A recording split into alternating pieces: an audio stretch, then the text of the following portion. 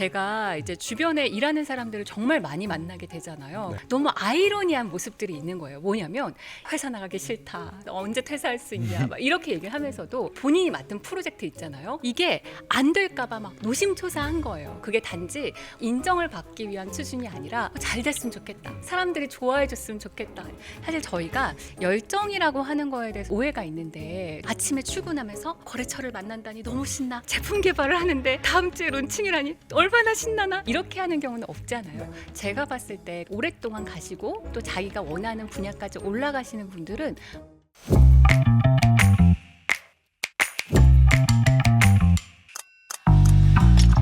여러분 혹시 오늘 아침에 이런 생각 해보시지 않으셨나요? 아, 내 회사 생활은 왜 이렇게 힘들까? 진짜 이번 달 월급까지만 받고 그만둬야지.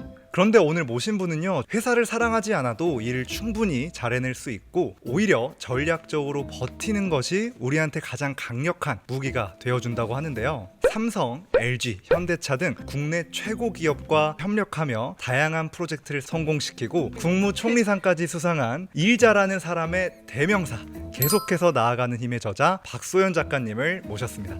네, 안녕하세요. 일하는 사람을 대상으로 해서 글을 쓰고 있고 또 강의를 하고 있는 박소연입니다. 일 잘하는 사람은 단순하게 합니다 라고 하는 시리즈를 시작으로 해서 글을 쓰고 있고요. 지금 많은 분들과 또 얘기하면서 또 계속 글을 쓰는 삶을 이어가고 있습니다. 그럼 좀 본격적으로 오늘 대화의 주제인 일과 직장에 대해서 이야기 나눠보면 좋을 것 같은데요. 이번 책 제목이 계속해서 나아가는 힘입니다. 이 책에서 애증의 관계라는 말씀도 많이 해주셨는데 이 애증이란 게 일의 진짜 얼굴일까요? 그럼요. 왜냐하면 저희가 기본적으로 일에는 너무 사랑하는 요소와 너무 싫어하는 요소가 같이 있어요. 너무 사랑하는 요소는 뭐냐면 일단 경제적으로 대가를 주지 않습니까? 그래서 이 경제적 대가가 단지 월급 받는다, 연봉이 있다 이 수준이 아니라 이걸 가지고 독립적으로 내 삶을 살 수 있게 되는 거잖아요. 네. 그 다음에 내가 만약에 개인이었으면 성취할 수 없었을 것 같은 일들을 조직의 안에 있으면서 해보는 경험들이 있단 말이에요.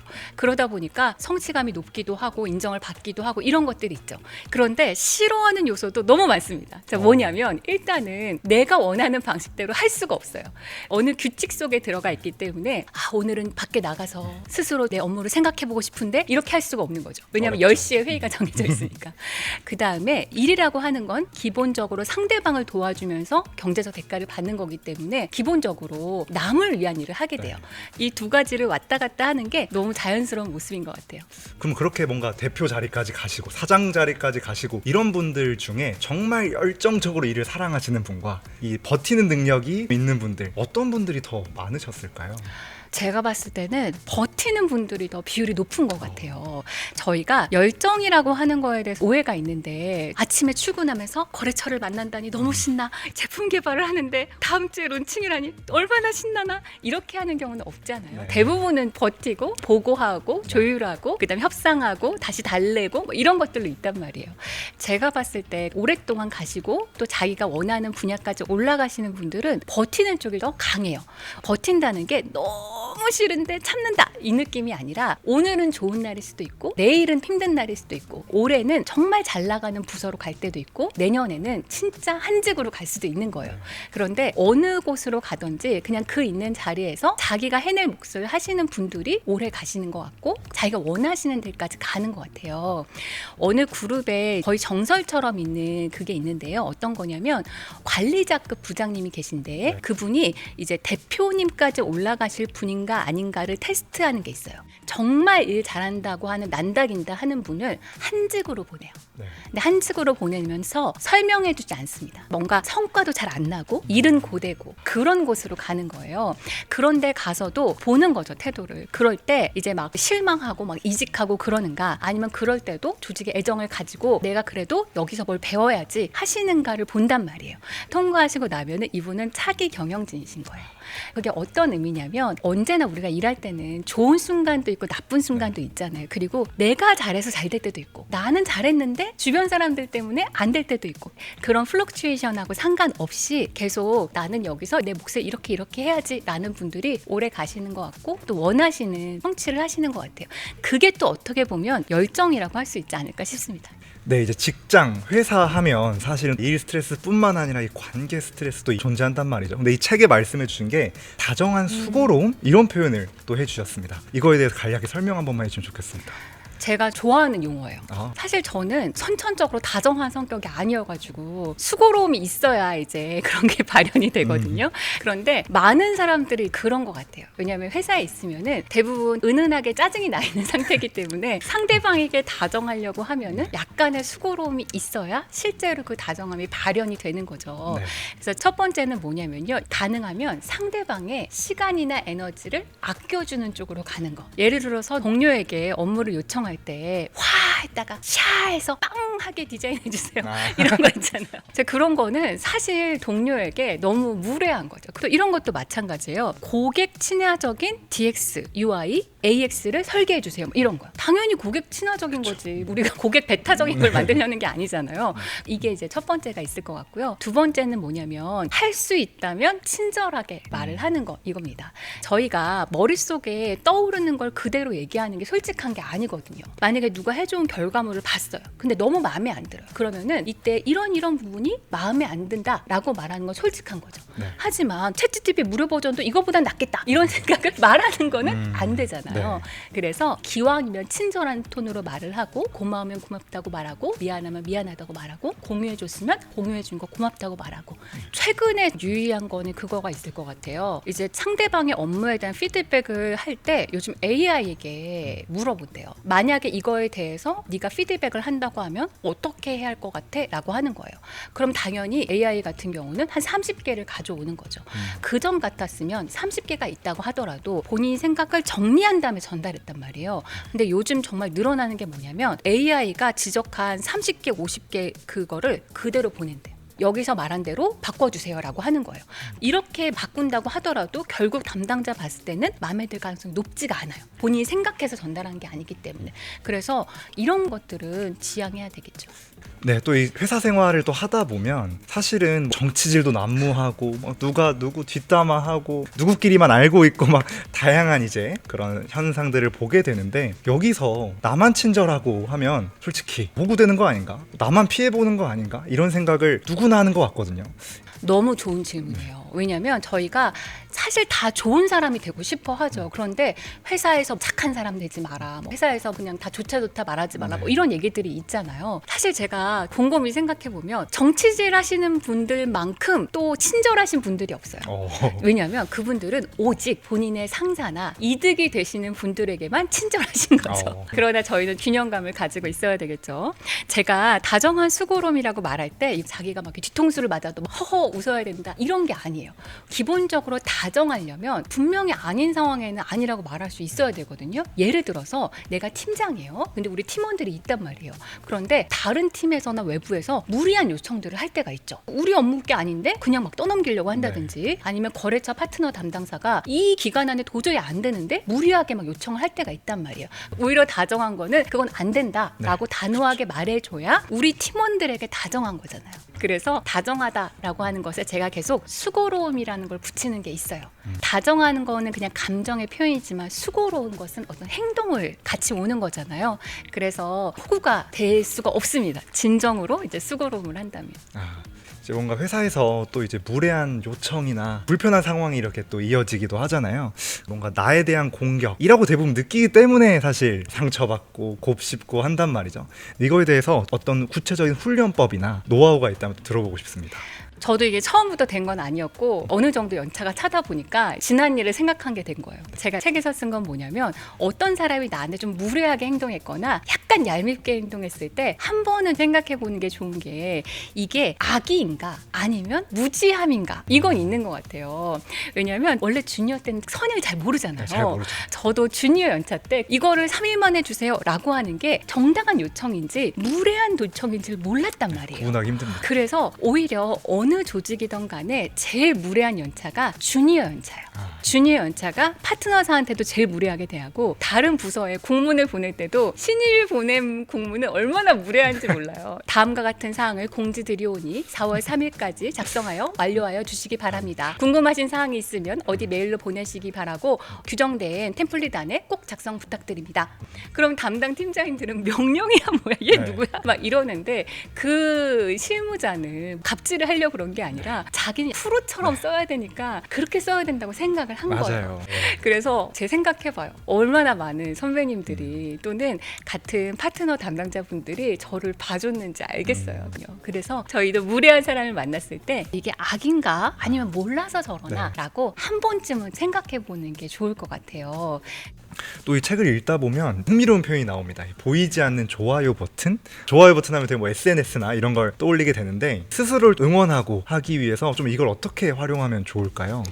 우리가 일하는 분들이 좋아요 버튼을 받을 일이 거의 없어요. 네. 연말에 아니면 분기별로 KPI나 OKR로 뭔가 이런 게 나오긴 하지만 대체적으로 칭찬은 박하고 고쳐야 되는 점들이 적혀 있는 경우들이 많이 있기도 하고 전반적인 내용만 있지 어떤 걸 잘했나 이런 게 잘 있진 않잖아요. 그런데 저희가 그런 게 없으면은 나중에 내가 잘하고 있나 안 하고 있나 좀 헷갈리는 것 같아요. 그래서 본인이 작게라도 누군가 좋다라고 표현했던 거 있잖아요. 그걸 저는 적어 놓거든요. 예를 들어서 이번 프로젝트에서 우리 상품이 올리브영에 제일 매대에서 올라갔는데 사러 온 사람이 오 이거 유행이잖아 라고 이제 얘기했다. 그런 거는 누구도 얘기해 주지 않잖아요. 그런데 내가 나가봤더니 그런 소리 들은 거예요. 적는 거죠. 어느 회의가 끝나고 나서 옆 부서 팀장님이 일어나면서 말했어요. 어우 내가 오래 한 회의 중에서 오늘 제일 깔끔했어. 적는 거예요. 그렇죠. 내가 이번에 바이럴한 제품이 오디오에서 이렇게 소개가 됐어요. 그럼 또 적는 거예요. 이렇게 하지 않으면 잘했다고 하는 건 금방 잊어버리고요. 못했다고 하는 것만 막 곱씹고 있어요. 맞아요. 난 여기에 실력이 없고 역량이 없는 사람이다 라고 생각할 수도 있거든요. 그래서 속상할 때나 정말 나는 진짜 너무 한심하다 이런 생각이 들 때 이제 그걸 읽어봅니다. 꺼내서.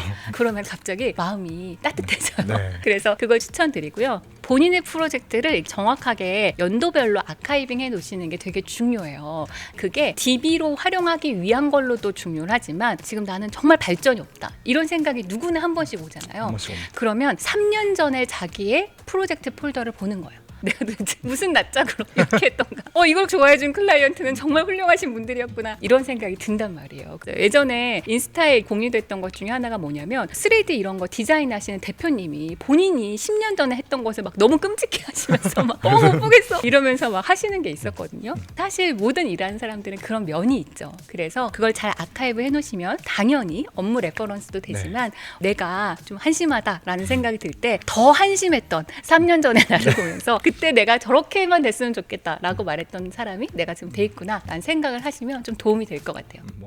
이 직장인도 나라는 상품을 시장에 파는 거잖아요. 그거의 대가로 이제 연봉도 월급도 받는 거고요.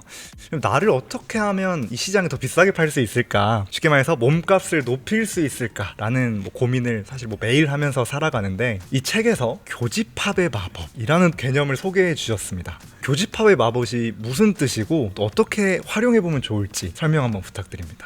네, 그 교집합이라고 하는 게 이제 세 가지의 교집합이라고 얘기한 건데요. 첫 번째는 일하는 분야, 그 다음에 직무, 경험 이런 건데요. 보통 직장인들이 다 고민하는 게 뭐냐면 나는 너무 평범한 경력을 갖고 있다라고 하는 거잖아요. 그냥 사무직이고 판매직이고 이렇게 하는데 내가 무슨 할 게 있나? 라는 생각이 들어서 겁이 난단 말이에요. 먼저 저의 경험을 먼저 말씀을 드릴게요. 이제 저는 이제 회사를 나오고 나서 글을 쓰고 강의를 하고 이렇게 하겠다라고 이제 두 번째 커리어의 방향을 잡았는데 너무 겁이 나는 거예요. 제가 무슨 엄청난 그런 직장의 경력을 갖고 있는 것도 아니고 글도 잘 쓰시는 분들이 얼마나 많습니까? 그 다음에 일을 잘하는 법 대표님들도 그렇게 많이 계신데 내가 쓰면은 의미가 있을까? 이런 생각이 들었단 말이에요. 그런데 저희가 간과하고 있는 게 뭐냐면 하나하나 보면은 우리보다 훌륭한 사람들이 항상 너무 많아요. 예를 들면 일을 잘하시는 분들도 되게 많고 글을 잘 쓰시는 분들도 많아요. 근데 하나만 생각해 보면 글을 잘 쓰시는 분이 일을 잘하는 내용에 대해서 쓰신다던가 일을 잘하시는 분이 그 글을 쓸 정도의 필력을 갖고 있다던가 라고 하면 엄청 조그맣게 줄어들어요. 그리고 일을 굉장히 잘하시는 분은 많지만 저 같은 경우는 한 10년 차 정도의 선배를 타겟으로 했단 말이에요. 그러면 그쪽으로 가면은 범위가 또 적어져요. 그러니까 하나하나를 놔두게 되면은 뭐 이래서 뭐 밥 먹고 살겠나 싶은 재능들이 겹치니까 굉장히 희귀한 재능이 되는 거예요. 그래서 제가 조언을 드린 게 어떤 거냐면 어떤 그 마케터 분하고 얘기한 적이 있었어요. 그분은 우리나라에서도 유명하고 세계적으로도 굉장히 유명한 소비재를 하시는 그 마케터셨는데 고민이 뭐냐면 이게 너무 뛰어난 제품이고 오래된 레전더리 제품이다 보니까 마케터가 할 일이 많지가 않은 거예요. 리추얼하게 업무가 네. 이루어지는 거지 되게 혁신적인 뭔가 그런 걸 하기가 어려운 거죠. 이미 시장에서 잡고 있는 거니까. 그래서 본인이 뭔가 독특한 팝업을 한다던가 바이럴된 영상을 만들다던가 그런 게 없으니까 내가 능력이 없는 거 아닌가, 혹시 내가 마케터로서 내가 살아남을 수 있나 이런 고민을 하시더라고요. 그래서 제가 그거를 왜 고민하세요? 네. 내가 얘기한 게 이게 전 세계에 대형마트나 백화점에 납품되고 있는 제품이었단 말이에요. 그러니까 이분은 늘 하시던 대로 업무를 하셨지만 전 세계 대형마트나 백화점에 바이어들이나 마케터랑 일하는 법을 아시는 거예요. 당연히 연락처도 알고 네. 계시고 프로세스도 알고 계시죠. 이런 마케터는 정말 드물어요. 그래서 이분은 마케터라고 하면은 뭔가 끝내주는 크리에이티브한 걸 하고 멋진 바이럴 영상을 만들어야 된다 이렇게 생각했지만 그분의 강점은 그쪽에 있었던 거고, 만약에 해외에 진출하려고 하는 기업이 있다라고 하면 이분이 정말 전설의 마케터이신 거죠. 내 옆에 선배도 다 하는 내용이에요. 너무 흔한 상식이란 말이에요. 그런데 이게 한 단계만 옆으로 가면 아무도 모르는 그런 상식인 경우가 되게 많이 있어요. 그래서 그런 식으로 하시게 되면 평범한 경력 같아도 엄청 훌륭한 경력이 될 수 있습니다. 오늘 이렇게 박소연 작가님과 함께 일을 그만두고 싶은 마음과 때로는 일을 잘하고 싶은 마음, 이 두 마음 사이에서 길을 잃은 우리 같은 분들을 위해서 깊은 이야기를 한번 나눠봤습니다. 사실 무엇보다 제 마음에 와닿았던 건 국무총리상, 이런 정말 멋진 상도 수상하신 분께서도 과거에는 한때 서투렀고 어린 아이처럼 실패와 실수를 통해서 성장했다라는 점인데요. 완벽하지 않아도, 그리고 나의 일을 사랑하지 않아도 충분히 일을 잘해낼 수 있다라는 그 사실이 우리에게 참 큰 위로가 되어주는 것 같습니다. 마지막으로 작가님 오늘 출연 소감 여쭤보고 마무리하겠습니다. 오늘 너무 재밌었고요. 이 커리어 데이를 보시는 분들이면 자기 일에 진지하신 분들이고 자기 일에 애정이 있으신 분들이잖아요. 그래서 저는 이런 분들이 포기하지 않으시고 오래오래 일의 세계에 남아주셨으면 좋겠어요. 그리고 이미 지금 한번 중단에 계시다면 포기하지 않고 다시 돌아오셔서 일의 세계에 오래오래 계셔주셨으면 좋겠습니다. 저도 오랫동안 있겠습니다. 이렇게 만나 뵙게 돼서 반갑고 또 다음에 또 뵐 수 있었으면 좋겠습니다. 네, 오늘 출연해 주셔서 정말 감사합니다. 네, 고맙습니다. 네, 감사합니다.